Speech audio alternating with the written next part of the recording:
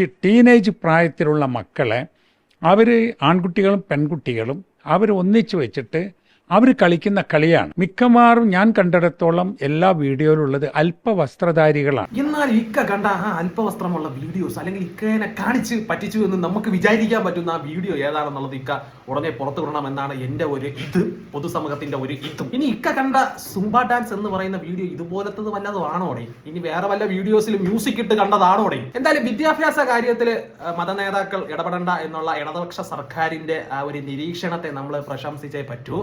അവർ U turn അടിക്കാത്ത കാലത്തോളം 10 വയസ്സായ പിള്ളേരുടെ ഇടയിൽ പോലും മതത്തിന്റെ പേരിൽ അല്ലെങ്കിൽ മതപരമായ കാര്യങ്ങൾ അനുസരിക്കണമെന്ന് വാശി പിടിക്കുന്ന ഈ മതനേതാക്കൾ ഇവരുടേതായിട്ടുള്ള പേഴ്സണൽ അഭിപ്രായങ്ങൾ ഒരു മതസമൂഹത്തിന്റെ മൊത്തമായിട്ടുള്ള പേഴ്സണൽ അഭിപ്രായമാണെന്നുള്ള രീതിയിലാണോ ഇവരൊക്കെ എടുത്ത് കാണിക്കുന്നതെന്ന് എനിക്ക് മനസ്സിലാവില്ല.